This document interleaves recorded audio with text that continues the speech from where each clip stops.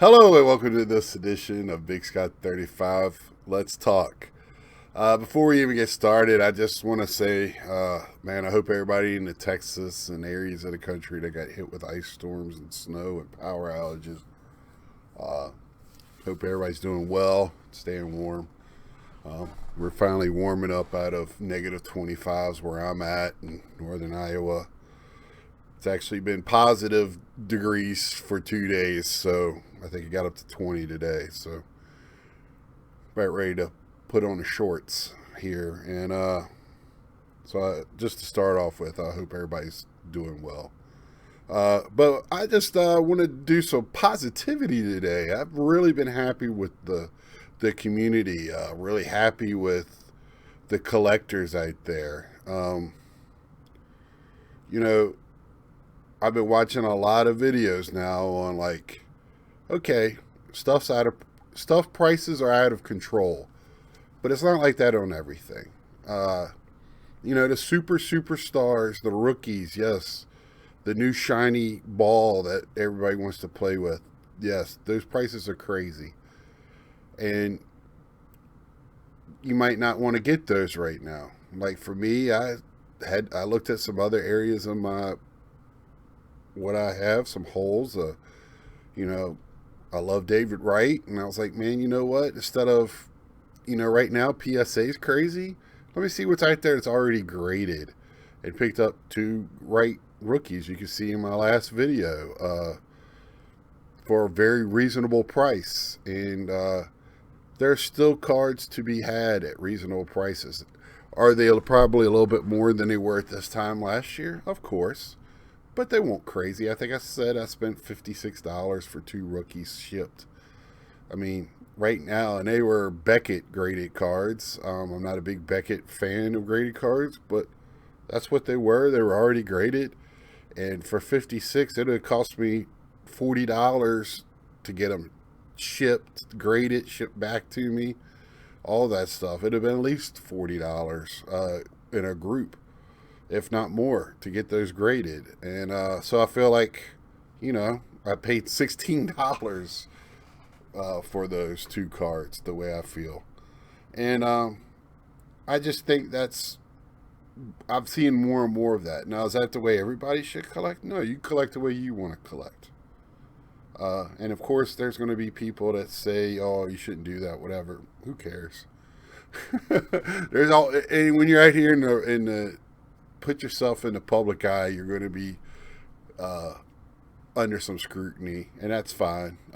Negative, positive. I take all feedback and weigh them out. I have yet to really been trolled, and I'm kind of waiting for the day because that'll be the day that I know I made it. So, uh, but we as collectors, I think we have it took we're almost a year into the pandemic, and this is when the second part of this craziness started uh, on the wax side of things, and I think we're navigating it pretty well. Is it made it tough? Yeah, but man, I think we're doing really well as a group. And some people that were collectors have turned themselves into sellers because man, some of these prices you have to sell. So or you feel like you have to sell, I should say. I don't say you have to. I got some cards, I've really thought about it. I mean, man, I can put a huge dent in my house, what I owe on my house. I mean, I could do a lot of things and remodel and things like that. But man, my collector side says no right now. And because I don't know if the hobby is going to ever be back to the way it was 2 years ago. And part of me doesn't want it on the like single side, but on the wax side retail, I kind of wish, and Target. My Target is you can get two items in the cards section, two, and there's a person standing there making sure you get two, and she, told me that today when I went in there, and I said, "Thank you, I appreciate y'all doing that." And it took her off guard because she was like, "Wait, you just say thank you? Because you're the first person to say that to me today." I was like, yeah, that gives me an opportunity to buy something and gives everybody else an opportunity, more of an opportunity to buy something. Sure, she said it's been crazy. You have people coming in here with wives, daughters, little baby kids trying to get, 6, 8, 10 items for everybody in the family, and they just, they're trying to do anything to get around the rules. And I said, yeah, and I apologized to her for other people's actions, because here's a girl that went to school all day and she's just trying to work part time and make whatever Target's paying them, and just trying to push rules. And you know, those people that give her a hard time should be very ashamed of themselves. Um, so I just wanted to say, on the collector side, I'm really proud of us. I've really seen a lot of positive things. You know, wax has gone up, but you have to choose: is it right for you to buy it at whatever price? Like, baseball hasn't gone crazy. Series one is not $1,000. Would it hoops basketball just come out at $800 a box? And that's, my gosh, that's like opening day for baseball. I think hoops is the lowest of the low for Panini product, and $800 a box. I was like, I think it used to come out like $70, $60 a box. Uh, we haven't gone through that. And Series one is 120. Used to be like $70. Now it's up to 150. At 120, I thought about it, and Mike O just did a video. It was very, I don't know if he meant it to be, but it was very heartwarming, parts of it, talking about spending 120 for a hobby box, for the entertainment value of opening, him and his dad getting a hobby box and opening it together like they do every year. 120 is not a crazy price, and he's correct. Back pages said in a video not too long ago, there's no such thing as overbuying. Other people's eyes, overpaying for something is what they think. But if you bought it for your collection or for you to open, there's no such thing as overpaying. You were comfortable paying that price. That's the price you decided on. So an error is, I agree with that. That's, other people want to decide you overpaid, and that's their opinion. But you were comfortable paying that price, then you did not overpay. You might have buyer's remorse later, but I wouldn't. You bought it. I bought it. I know I overpaid for some things, but I got them.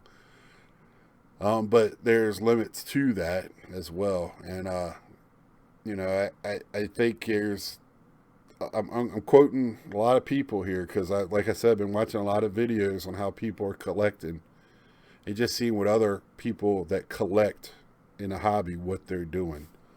And another saying that Mike says, baseball collector, today's overprices are tomorrow's bargains, and he's 100% correct with that, especially in his vintage world, which I dabble in, and I really love those cards.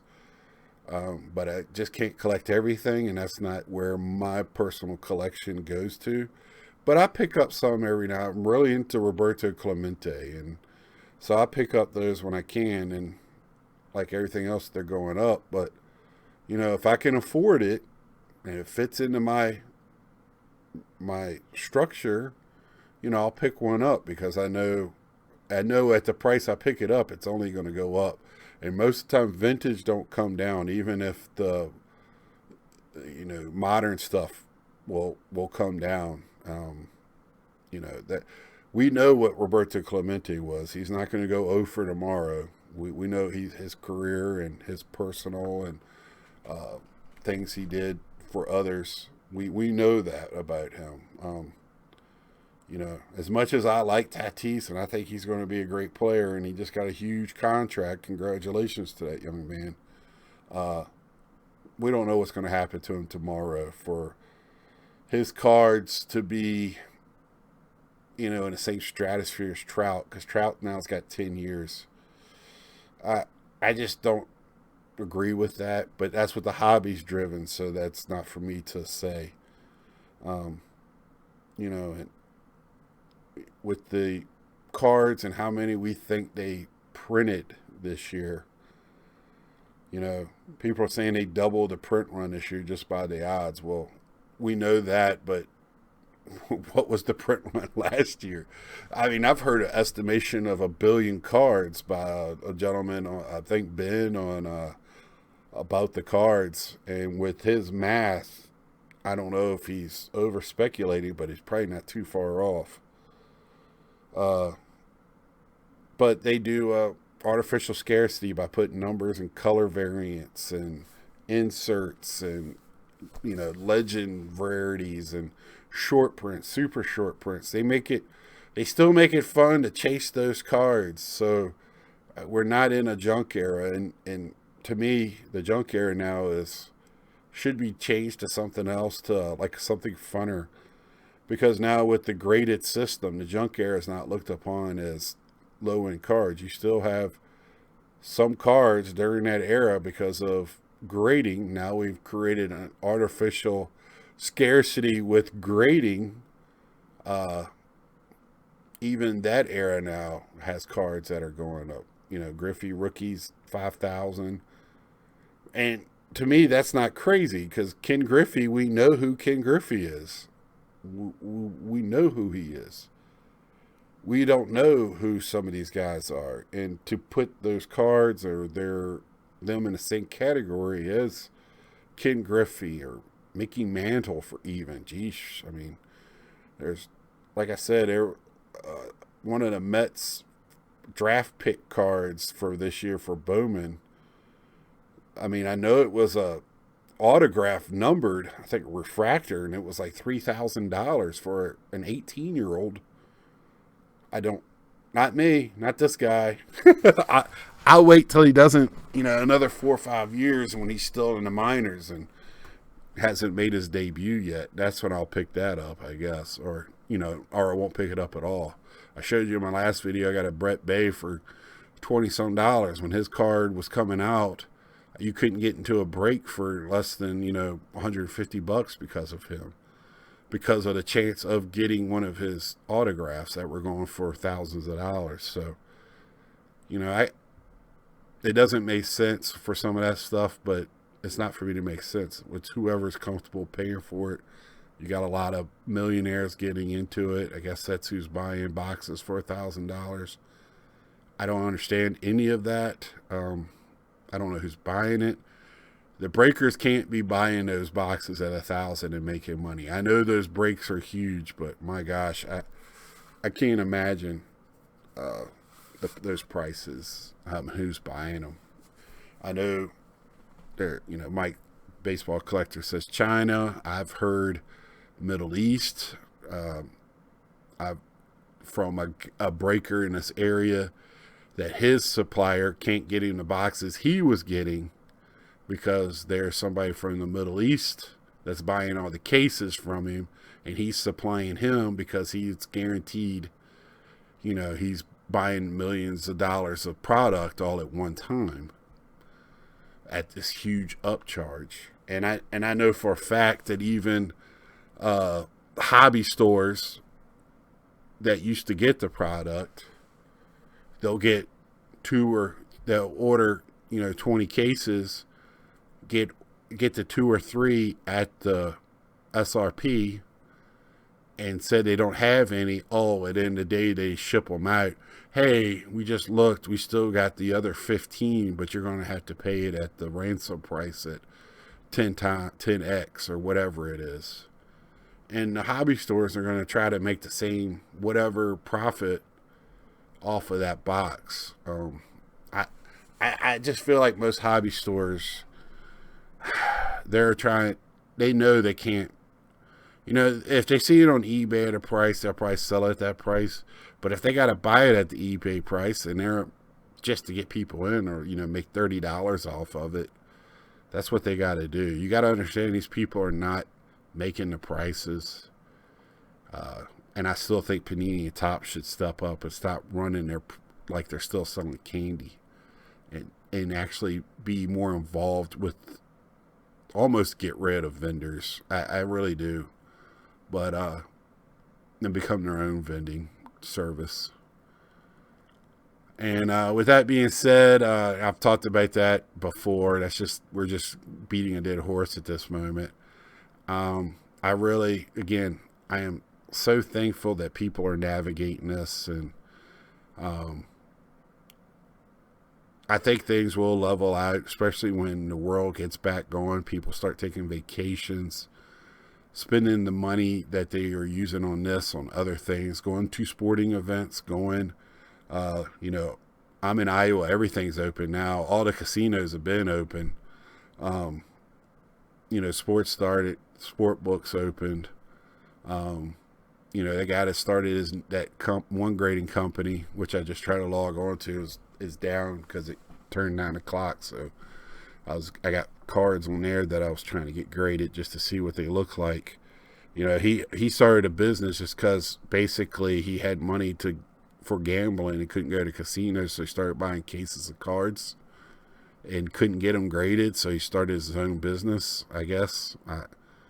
So I don't know how serious this is. Blue Jacket on Baseball Collector was talking about that, and it made a lot of sense. But I want to just see what it's about. And for some reason, those cards are going higher than some PSA cards, which people think there's some manipulation going on there. But anyway, you know, I just wanted to say wow, and I'm really happy with what people are doing. And, you know, just this might be the new norm in the hobby, and we just got to figure it out as we go. Until next time, see ya.